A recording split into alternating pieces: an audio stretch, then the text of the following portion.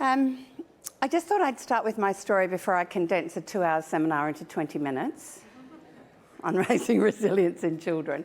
And that is that my number 3 whoopsie son, I would call him, which is the miracle child from mum and the accident from the brothers, said mistake, that one. Larger than life, landed on Halloween, was the rooster boy who just loved parties and people. So he's at his first year at university in Perth, because I lived in Albany, which is nearly 5 hours away. And he had damaged his knee, and he had a knee kind of repair job. And so I'd picked him up in Perth, brought him home. And over the next 2 days, I was getting up with him to take him for a wee in the middle of the night. And he had a pair of boxers on the second day, and I thought, "You look like you've lost weight, love. You're looking a bit like, I can see your hip bone." He went, "Oh, I'm just looking hot, Anyway, the third night I thought, I'm just going to put a jar, and you can wee into it. The next morning I picked up the jar, and it was like water, and there was no smell. I thought, nah, something's not good. And he got up, and his hip bone, literally in another 12 hours, had just stuck out, and I said, something's not good here. His dad was a veterinary surgeon. He came up with some urine testing labs and said, "God, he's got a lot of ketones. That's a lot." And I said, "Well, I'm going to ring my brother, who's an emergency doctor, and see what he reckons." He said, "Get to ED." And that was when sudden onset diabetes, type 1, landed in our life. And I just want to say a couple of things, because I know there's a lot of people online. I met a beautiful mum the other day when I was speaking in Busselton, who came up to give me a hug because her son had just been diagnosed. And I said, the shock. The first is the shock. We all have a preferred future for our children. This is not what we plan. So be honouring it. It's a major loss experience. We also have a preferred future, don't we? We didn't plan them having to conquer life with this. And I'm going to say, as a mum of over 21 years, there are still days I've wished he'd never ended up with it. Yep, that's just who we are. There are days I could have a bit of a cry, especially on his wedding day. Came in to ask for some of my best cream for his face because it was his wedding day. And when I went to take it into him, yeah, there he is, sticking a needle in his tummy on his wedding day. That wasn't what I'd planned when I gave birth to him. So there's some things that really were helpful in those early years for me, other than honouring the fact that we need to honour the grief around this experience at any stage and phase of their life. He was a teenage boy, which means, has anyone got them? God, they don't even, like, the milk gets left out, let alone know where anything is. So thank goodness for the digital advances. You are so much luckier than where we were, because they just forget stuff. And when I ran some teenage workshops in Perth with Telethon Institute for Kids, for diabetic kids, they just literally can forget to check their blood sugars, not because they're trying to be naughty, they just forget. The brain does some pruning. So thank goodness now we've got things that look after that. I want you to be extremely grateful for the digital giants who've created this. There's a lot of stuff that I don't feel very happy about, but this is good. Okay, so a couple of things that I want to be really grateful for, and that's the diabetic educators, the one that was in Perth for my son. We were blessed with one who had remembered being a university student who wanted to go to parties. I was so grateful for her, because what she helped my Alex with was, if you're going to go to a party and start drinking, alcohol has an incredible influence on your blood sugars. So he was around preaching to anyone who ran at a party who had type 1. You got to eat before, you got to eat when you get home, because it drops it. You don't want to go to sleep, you got it. He was this little preacher of how, if you have type 1, you can drink safely. I hear now that the devices do that too. How good's that? Because we don't want them to drink, do we? Of course we don't, even when they're 18. One of the things he wanted to be was normal. He's 38. He still doesn't want a pump on his body because he's a surfer. He's got his monitor in only recently. And I'm going to go home and try and work on him again. Because I'm not married to him, but I'm pretty sure that would be a lot safer for all of us. A couple of other things I wanted to touch on, and that was the effect of stress. And I work a lot around anxiety for teenagers and children. So one of the things he did, he accidentally ran into the back of a car because he wasn't paying attention when he was in Perth. And he kept ringing me up every couple of days, said, "Mum, Jesus, I still can't get the levels down. Stress really does stuff on it, doesn't it?" Like, really? And he got hold of his educator and she was working with him on insulin. It took 10 days to nearly 14 days for his body to recover from the shock of a car accident. So can you see what happens with big exams? Broken hearts, friends dumping on you online. Can you see all of that is adding to the stress? So thank goodness we have much better ways of monitoring it today. All right, so I just wanted to introduce you to my beautiful boy. That's him over there. And this is probably 5 months after he was diagnosed. Yep, we had taken them for a surfing holiday. All my boys are crazy surfers. Now, I'm going to put something in context here as well. We know that it can be fatal if they don't manage their insulin. Yep.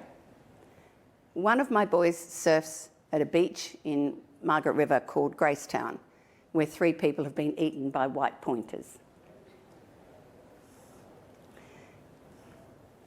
Do I wish he wouldn't surf there? Of course I do. One of my other lads, actually that one on that side, has just fought a battle with bowel cancer. Life can just turn up crap. Yep. But I'm going to suggest to you that this is manageable and that there's nothing that should hold your son or daughter back from becoming whoever they want to be. And I'm glad that that's exactly the message that you can get today. Hardest thing is letting them have their own illness when they can manage it without the hovering. So my son came to us about 6 months in, and he actually had to growl at his father because he was far more hovery than me. I'm actually an expert at teenagers. I'm a counsellor. I'd already worked out the more I nagged, the less I was going to find out, hey. And he just sat us down and said, "Okay, you guys, I've got a grip on this. I need you to back off. This is my illness." It's a different age for each of us. We can still check in with great love, but if we check in too much, you might destroy the relationship which helps them get through adolescence. We want them to still turn to us when they crash their car. We want them to turn to us when they fail that exam or if someone's broken their heart. But they won't if all we're doing is forever nagging them. "Have you checked this? Have you checked? I've just seen." So just one tip. All right, and this is him just recently, so he's still all right. That's him at the end at one of his youngest brother's wedding. He's a daddy now to 2 beautiful children and still surfs. Yeah. I'm taking home some literature to see if I could get a pump on him, but it's not going to happen. Okay, so I want to talk about what resilience is. It's our ability to navigate life, the bumps, the bruises, the ups, the downs. And it's not something that's fixed, so it's a capacity or a process. So I'm going to say to you that there are days you're far more resilient than other days. Like if you've had 8 hours sleep, you're far more resilient than if you've had 2. And if you're really exhausted, as we were during this horrendous time that we've had over the last few years, you probably weren't as resilient when you're parking in a shopping centre. You might be a bit more shouty around your kids, right? So it's not a fixed thing, and no one is automatically tick a box resilient. So when I did a conference in Halifax in Canada on how do we really, the researchers are really strong about this, and this is one of the reasons I want to say why you need to turn up to events like this, and why you need to kind of have some safe places where you can connect with other people in your journey who know what's going on, is that the research shows that your ability to navigate major adversity is linked to the systems you exist within. So that means your family, your friends, your faith, your school, or this, and then whatever in those systems, what resources are available, and do you ask for help? That's it. I've worked with communities recovering from bushfires and floods, and we know the community that's more connected to start with is the one that will actually get through the other end. No one is resilient on our own. So that reaching out for help, finding like-minded people who can share the story, or just seeking help yourself because you're not sleeping, because you're getting yourself in a tiz and a worried knot and getting stuck in a loop. Does that make sense? So once again, not only is it for us, it's are we supporting others on our journey, and thank you for those who do that. So this is a very simplistic model of how resilience is. So if you can balance these things out like a seesaw, you're going to be fine. Easy. The things that stress you out, balance it with the things that nurture and protect you. There you go, resilience. So do you remember when the bomb dropped that you had a child and that just flipped everything up? Yep, and then we've got to find out a way that we can get back into that space. And so sometimes working with your children on what is it that nurtures them and protects them. Yeah, because some of them love singing, don't they? And love dance or love sport or some just love gaming. Don't they? And there's gaming that's not detrimental to their health, and then there's gaming that is. Yeah, and we now know that the endless hours that our girls are spending on social media is having a price. Our eating disorders are going through the roof, and we've got more really clinically depressed girls than we've ever had before. And yet that device also might be something that's saving their life at the same time. So can you see again, we've got to work out what is it that nurtures and protects you. Sometimes you might need to get a dog. Now I'm going to really basic stuff here, because that's one of the things that sometimes a dog's going to love them when they get to forget their maths test, or that you've growled at them because they did leave the milk out again. Can't find anything, forgotten everything, or just there's that zit. Who wants that zit on their face going to school? Does that make sense again? It's what is it for you too? Have you got enough? Because if your cup isn't full enough, you cannot pour it into your kids' cups. So every woman in this room, I want you to think of what am I doing for myself, because we're the worst. Because estrogen makes us over-carers. And then we do something for ourselves and we feel a bit guilty. Drop that guilt. Yeah, your kids will benefit, seriously. All right, so I'm going to go through this really quick model. So when I did the research for this way back when I wrote Real Kids, we look at, there are lots of things you can do that build what I call protective factors, strengths in your child. So it's about building strengths rather than always focusing on the negative. Yep. And so that sits beautifully on Maslow's hierarchy, which was pretty lucky because I forgot to check it before I did it. But it also sits beautifully on traditional kinship ways of raising children. You look after the basic needs first. Yep. And then we move into the other ones that help them becoming, more capable and everything. And we finally get up to being something that can shine and change the world. I'm going to touch on a few of them that may just be helpful for you today. Because as I said, how long have I got already? So the first one's number 3. So I'm going to say that what the research shows is that as long as every child has one unbelievably safe human who loves them, there's a really good chance they're going to be okay in life. That relationship, the minimum of 1, unbelievably important. And there are times that what do we do that makes sure our kids feel loved? Sometimes we're just so busy, don't do that, and you shouldn't do this, and why have you forgotten that? We forget about connection. One of the gifts I hope we got from COVID was there are times that, that we're supposed to be working from home and schooling from home, and I hope sometimes we just turned it all off and watched a movie with our kids and ate popcorn. Because that's actually what they need. They still need connection. The relationship with you is the number one thing that will keep your son or your daughter to be competent and happy in life. They need a safe base. The second one is play. I know that you'll go, obvious. One of the things that's happening with devices, our kids aren't playing as much. Yep, I'm going to say movement, which leads to exercise, is fundamentally the most important thing that you can add into that mix, because we know how important exercise is for our well-being, but particularly with T1D. So I'm going to say the 4 concerns that are coming up from teachers of 5-year-olds, I believe are all fixable in the first 5 years of life. The first one is that they've got poorer gross and fine motor skills. They're not hanging out of trees. They're not gripping things. Why boys can't wee straight in the toilet. That fine motor control for boys is a lot later than girls. Puddles everywhere. So we need to get them back outside is the first thing, not in couches. The second thing is they don't have as many words, because the digital world is stealing time from parents and them to actually have conversations and to sing with them and talk with them. And so please keep conversations happening around your table. It was one of my latest blogs. You cannot replace it as humans. We're social beings.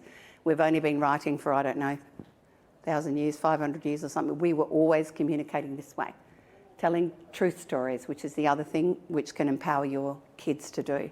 Next one, an inability to initiate and sustain play.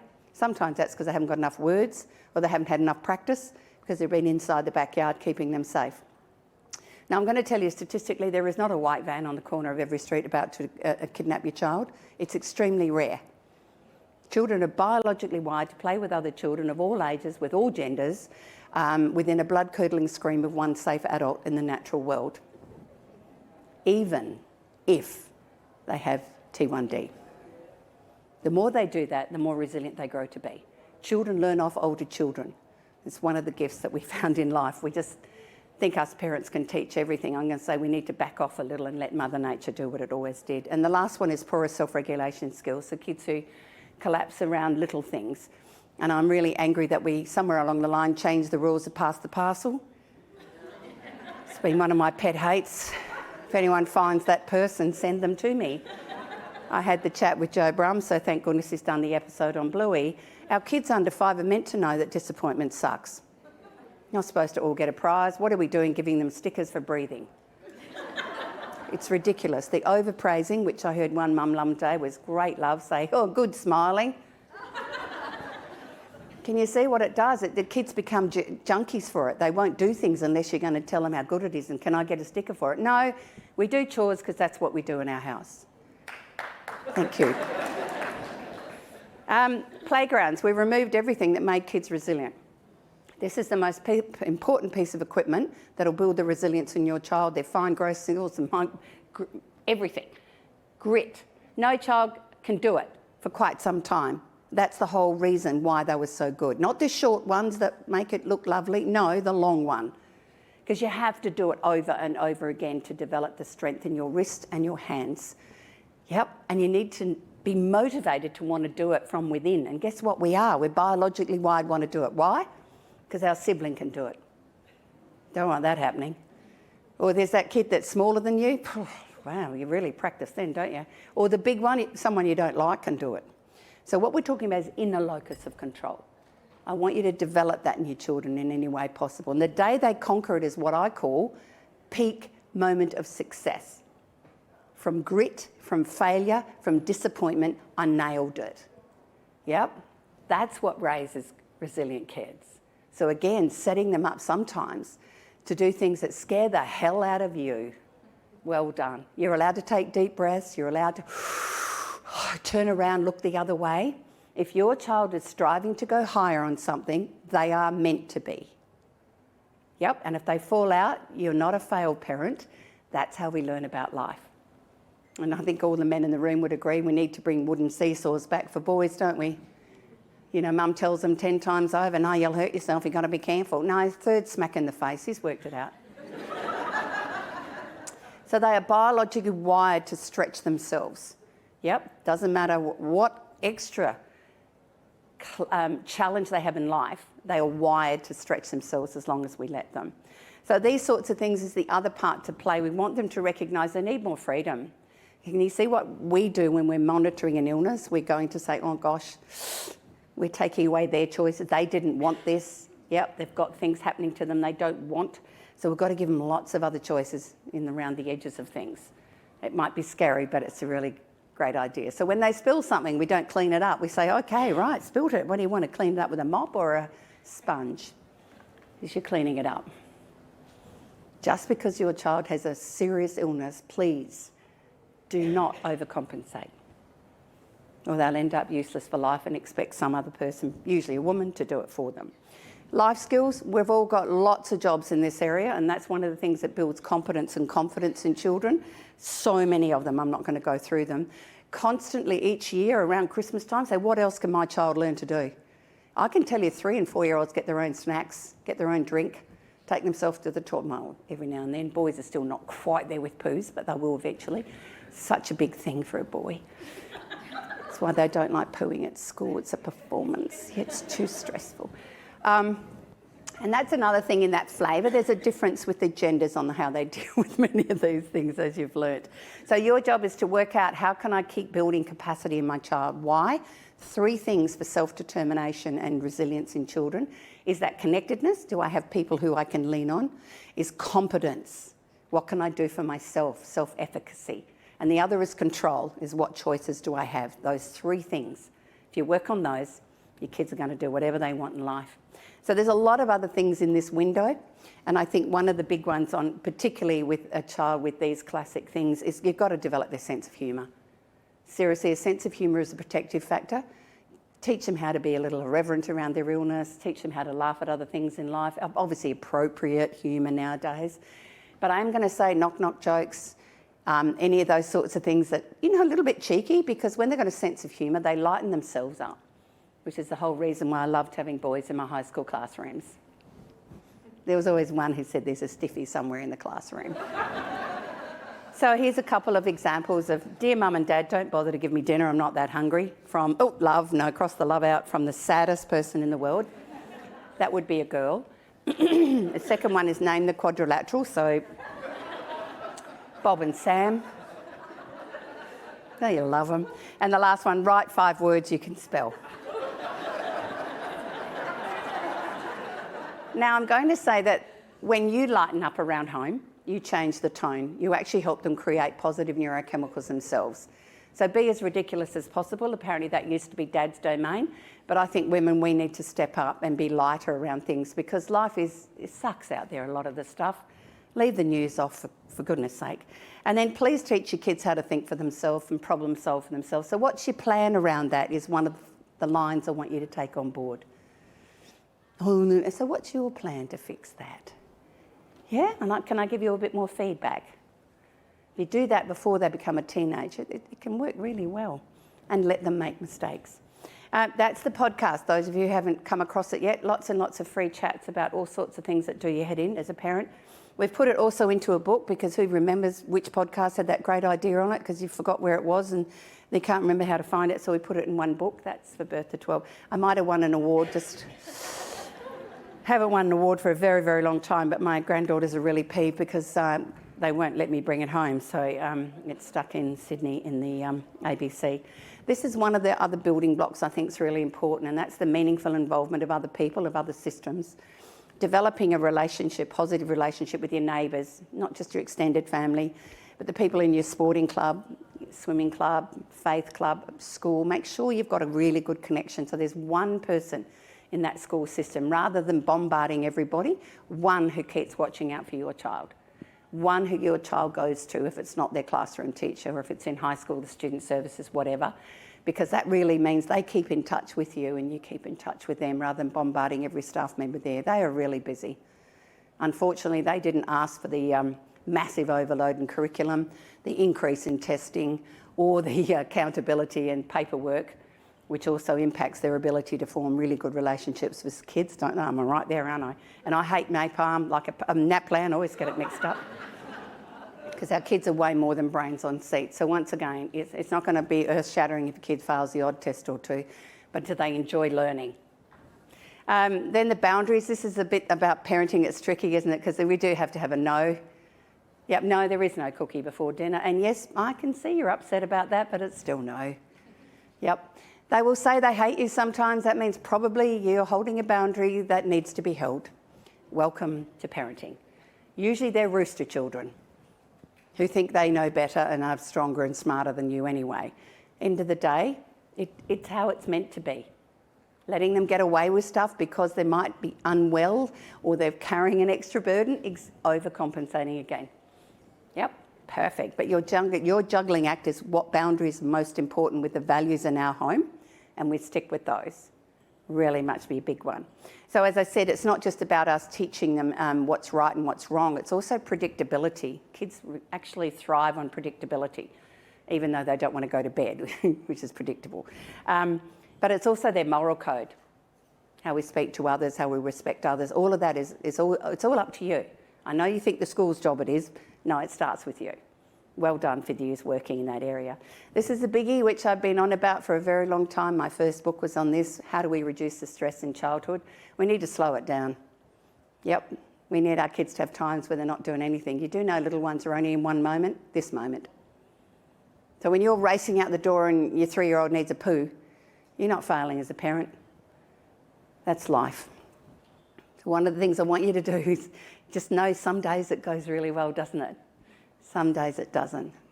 And that 3-year-old is doing that poo right then is nailing a life skill. So rather than beat yourself up and drive way too fast, just keep repeating inside your head, I'm going to be late with love, late with love. And wherever you're going to drop that child off, they know about that. They've had little kids who have random poos or lose things forever. Yeah? Put the stick down that you beat yourself with. And these are the kind of neurochemicals we have that are to do with stress. Cortisol's the stress one, which is why kids melt down over little things, wrong colour cup, too tired, you don't know what unmet needs underneath there. Again, your job is to help them find the calmness patterns in their life, and I've lots of suggestions in here.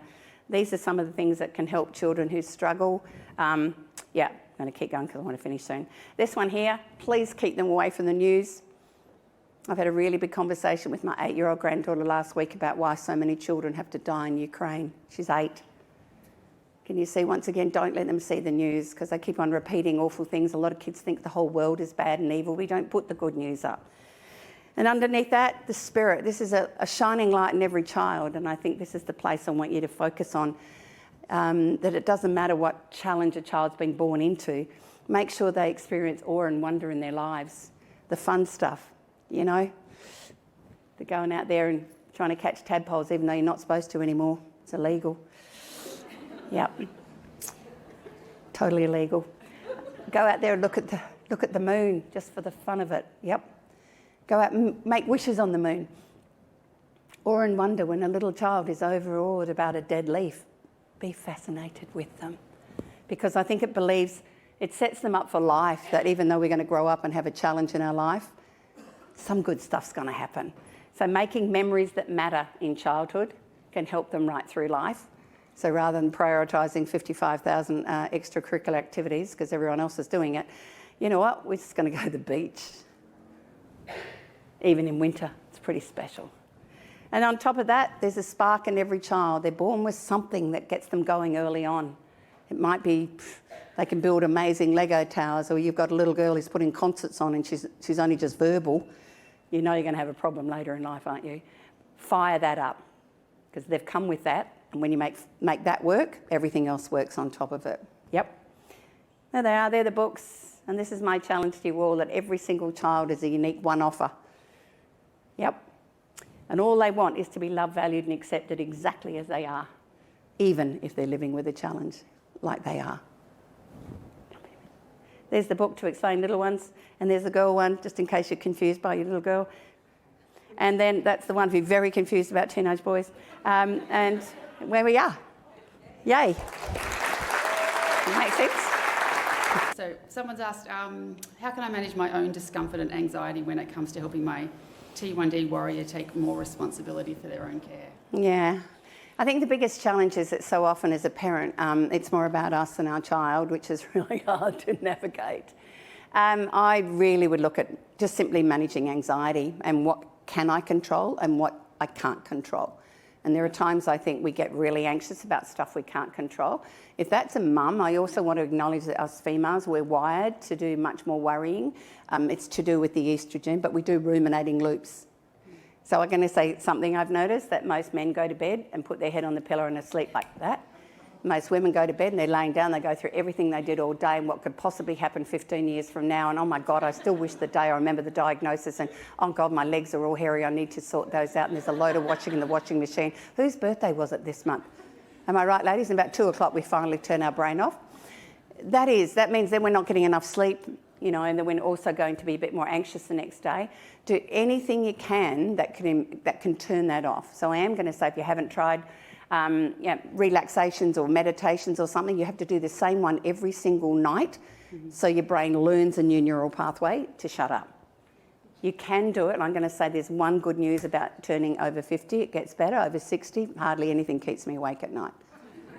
I shouldn't say that because I've got beautiful grandchildren, but no, can you see what I mean? We can unlearn patterns of worry because they're not helpful. However, it's absolutely okay to have them because this is something that we will worry about every day of our life. I hope that's helpful. I don't know if it was, but anything you can do. If you can't do, go and do yoga. If you're not like me, I can't do yoga. It takes too long. It's too boring. I did Tai Chi. Tai Chi was a moving one, and man, it was like I had Valium. I only had Valium a few times, but do you know what I mean? It was like empty the brain, because the brain can't think two things. So there are two things I would love to suggest that you can go and start doing. Yep. And does it come back, Maggie, with you were talking before about what's your plan on how you can do Yes. that? When you're talking about those type 1 response, when we're Yep. saying how do we make them more responsible and take Yep. on more tasks, Yep. it comes back into Yep. that as well It to does. manage. Yeah, as well. absolutely every time, because when we actually work with our kids to help problem solve, you can take your problem and says, I'm still really, I know I get angsty and I'm still worried about you, and bring it to the table and say, so have you got any other ideas that I can do to help not be so worried? Do you know what? Kids are really quite smart. I reckon you can get ideas from 3 to 5-year-olds, let alone your 15-year-old, and they'll give you a few. Yep. I'm just looking at this one, 13 teen attitude. I feel like that's all I want to say. Yeah, And yeah. All right. So how can I be a happy and calm person and help him learn? All right, so can I just give you a little update, 101 on teenagers. So when that journey begins, remember girls go into it at least 18 months before boys, there's a lot going on.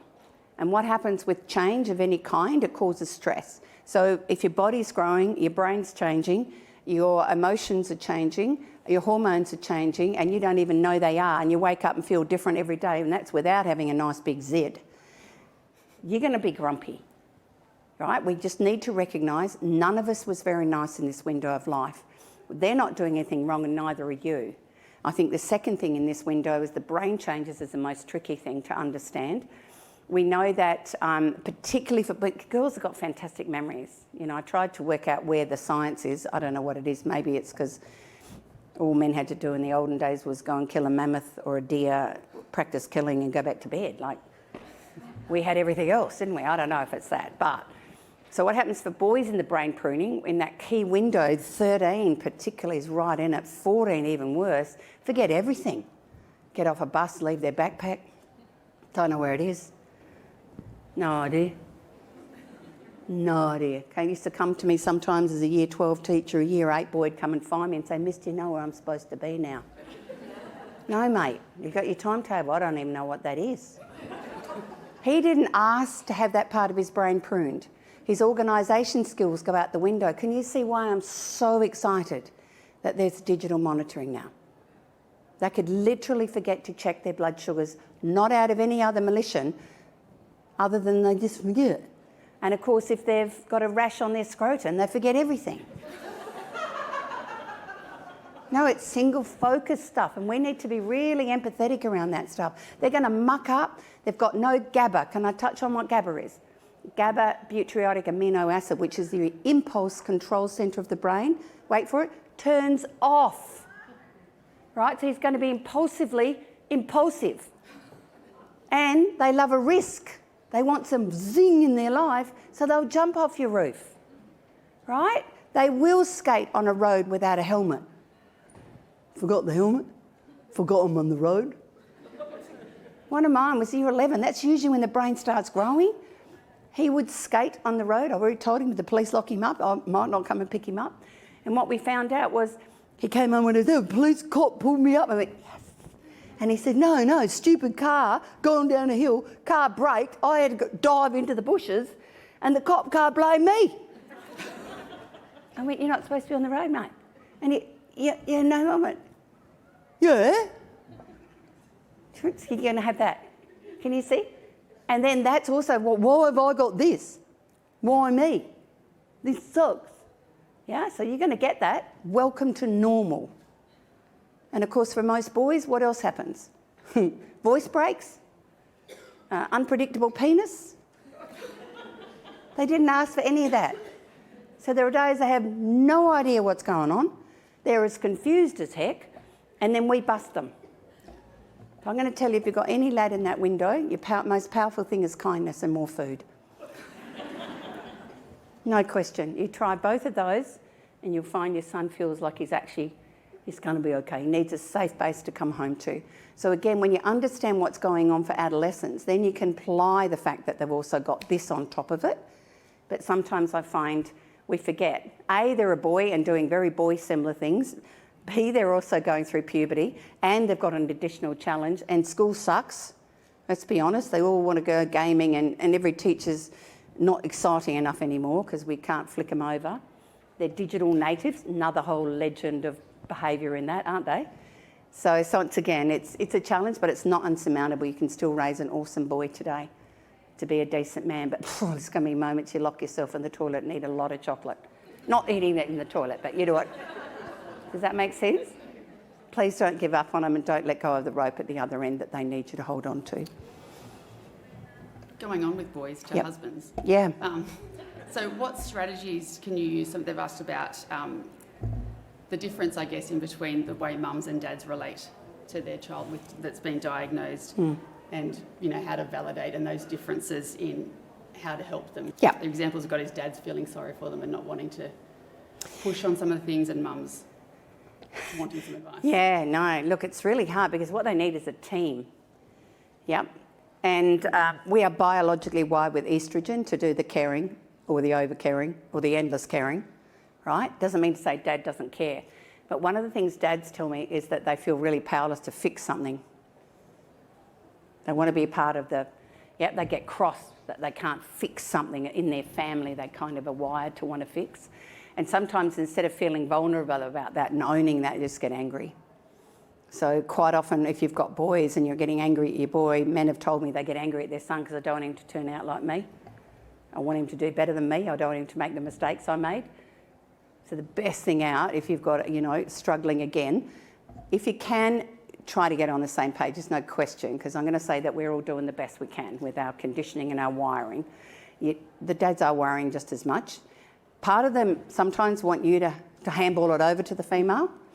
Just tell me what you need me to do is not a bad strategy. How can I support you being the number one person rather than two of us on the case? Does that make sense? And at different times, we just have to remember how important dads actually are in our kids' lives that we underestimated. We do know that our girls, again, if you've got a warm relationship with your dad, you menstruate later, you have sex later, you actually have a much more balanced sense of self and you're much better in mixed environments. But if they've got a toxic relationship with their dad, the opposite happens. And of course, boys do need men to go on the journey over the bridge to manhood, but they don't need an angry man that's all full of criticism. So if you want any of those tips, again, when I did the survey on that, what most men who are over 30 told me, they just wish their dad had told them they loved them. So if you can't say the words, write it on a mirror, write it on a note. Once your kids know it, then they know it. So again, it's just reassuring everyone we're doing the best we can in our home. Yep, and every now and then I recommend a family meeting where we sit around and go, look, we've got a bit of an issue here, we think this isn't going down, or you two siblings are fighting a lot more, we need to work out how we can make that work better. Remember, we're a team. You'd be very surprised at how they will contribute to that, because sometimes one of them isn't being heard, and until they're heard, we can't resolve an issue or a conflict, and sometimes that may be dad that says, no one does what they're supposed to do. Yeah, another one? Yep. So I guess that comes into this, there's another one here about validating the feelings. So this is, and that's what this mum's talking about, how to validate them. So the daughter often expresses this want, which we hear a lot about, to have their normal life back. So, she can validate them, but then what else can you do? I think there's often that, what else do I do? I've validated, but what else? Yeah, I think that's the place if we can point them in the direction of people who are very successful in life who live with this. Mm-hmm.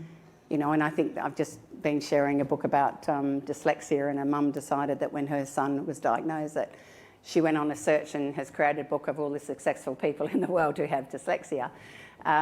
I think that's one of the places, again, that we go, I know this sucks and it's not what I would have wanted and I wish I could take it off you. Seriously, I would. Yep. So we can either let this hold us back, or we can let this be part of our journey for us to become whoever we're meant to be. Yep. And, one of the things I've heard someone say, there's a lot of people worse off than you. I don't think that's a good avenue to go with teenagers. It's not very helpful at all. That just makes them feel even more miserable for everyone else, right? So the same sort of thing is, can we search? Have you guys got a resource that shows all these wonderful people who've Yes. conquered the world, Yeah. point them in that direction. And I think the other one is finding people who are probably in their 20s or in their 30s who aren't too old, because anyone in their 40s, they don't even think, who's going to listen to them? But you know what I mean? I mean, the ones just up here Yeah. who are doing good stuff. Like Emily, Yeah, then when we've got that, they hear those Yeah. stories, that also immediately says, okay, I can still do good stuff with this. But you know what? We just know it sucks. I wish I could take it off you every single time. Yeah. Yep. You talked before about this relationship with the child, that protective factor of the relationship with the child. So do you have some tips on how to encourage that relationship with the child to come to us with their problems rather than hiding them, and Yep. to facilitate that communication? I mean, you've talked about Yeah, the yeah. family meeting and those sorts of Yeah, things. yeah, I no, there's a think- couple of big Yeah. ones. One of the ones I want to show you is that the 5 languages of love can be a really good place to start. You know, it's not proven in science, but what you'll find is that some of us feel more loved by certain ways. So one of mine was very much the quality timer. So if I went away on a holiday or trip, for a meeting, I'd come in the door and say, so who was on the plane? How many people? Was it a male pilot, female pilot? Where'd you eat? Where'd you stay? What'd you do? He had to regroup everything from the moment I left to the moment I came back. Yep, so they nearly do your head in sometimes. The second one might be that one that just wants, safe touch. They just hang on to your leg. Just want to, like, you can't get them off, right? Because it's their thing. Other one who might like you to think of him when they weren't there might say, did you get me anything? Right, so slightly different things. So look at that, because that's often a clue, because sometimes we actually give our love in the way that we'd like to get it, and it might not be with our partner either. Second one is their quality time is no question. One-on-one is magic. We're very busy, aren't we? So I talk a lot about micro connections. What are you doing in these little doses? Do you wink at your kids? Do you actually smile at them some days? I'll probably wonder why you're smiling, but just start. It's the ruffling of the hair. It's the so for me with my boys, if they're non-communicative in that, I'd sometimes just sit on them on the couch. Oh, whoops, sorry. Sit on them, or I'd tread on their foot in the kitchen. They go, or then there was a random fart, because it will get a slight smile. Micro connections are those little things you keep putting into the cup that each one, it makes a difference. So sometimes, again, it's that aspect of kindness again. If you know that they really love a Milo after school, or when they're, whatever, you make them that. And you might knock on their door and wait. Always wait. Anywhere over 12, wait. Then you poke it in, and maybe a couple of home-baked cookies that they love, and shove the dog in and shut the door. Especially if they've told you you're a lousy mother just prior to that. They need to know we're still okay, even when I've had these moments, because they are the safest people they need to vent to are the ones, hopefully, in their own home. That's a sign of great love, not a sign that you've got a lousy child, because where else does it go? If they're unable to get rid of some of that, whatever's going on, the aggro of living with this when I didn't want to, then if they can't express it in a safe way to safe people who can still love them, they're more likely to self-harm. They're more likely to do something else to numb the pain they feel someday. So I need you to own that. It won't last forever. It's just a bumpy ride for a bit. Yep. And then every now and then, write them those love notes in their lunchbox. Yeah, even at 14 and 15, stick them in there. They'll hide them. write it on the banana. Yep. Yeah, shove a little Kit Kat in if you wanted to, but they're already going to monitor their things, so it's going to be okay. Do you know what I mean? Every now and then, gestures of connection that aren't big, but also keep those little moments. And family rituals are big, really big. Oh. Yeah. We had 2 more questions, but a couple more have just come in, so we might have to be quick. So, not a quick one, suggestions for sleep for teenage girls. Yeah, good luck on that. Okay. So one of the things we know that they're biologically often wired to sleep later, around 70%, so that can also be the first thing you have to start addressing. They still don't have to go to that length of time, but we might let them have a little bit more time. We know screens have got to come away from them an hour before bed, there's no question, so turn your Wi-Fi off. Yeah, absolutely no access, mind you, they're so smart, they'll probably tap into next doors. Next one, we know that they don't sleep as well if there's a device in their bedroom, so good luck on that one. It's one of the boundaries you need to really bat with. I think also sometimes girls will be able to encourage them to find what is the sort of music that can bring you down at that time of night. Is there something on Smiling Mind or some of the Headspace ones that really you do every night to just prepare? It's gradually slowing the brain down. The other one that improves sleep is they need to get enough daylight. Daylight sets the melatonin level, so we need to make sure they're getting fresh air. And it would be really good if you're getting some exercise to get rid of some of the aggro out of your system. It's not Einstein stuff, is it?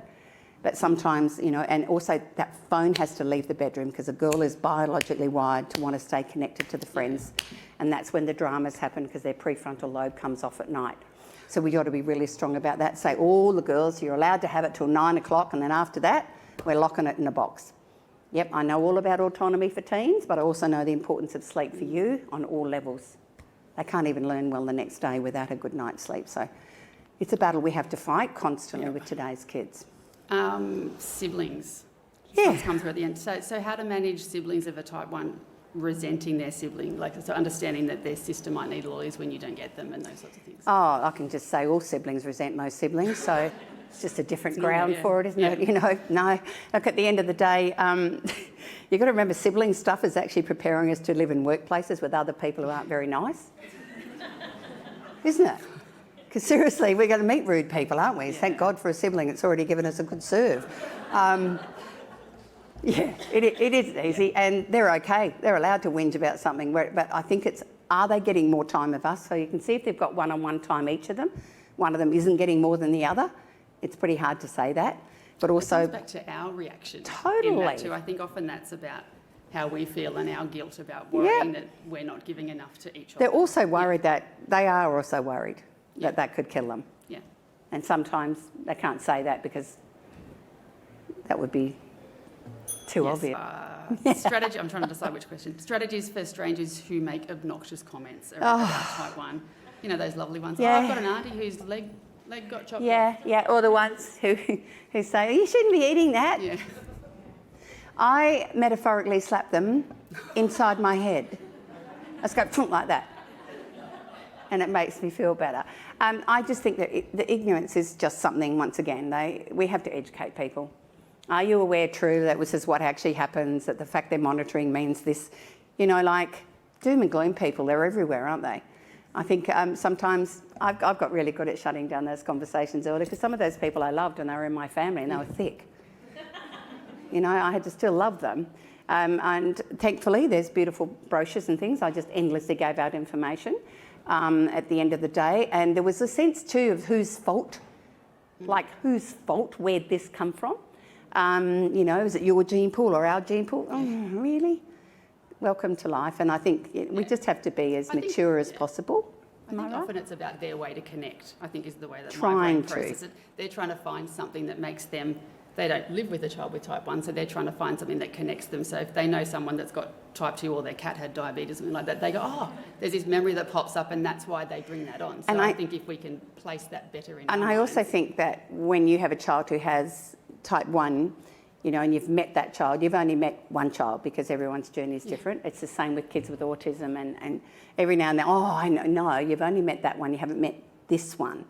And I think it's our challenge too to educate people that my child's journey of this is going to be different than anyone else's, and we're all doing the best we can with what we know, and then when we know more, we can do better. So thank you.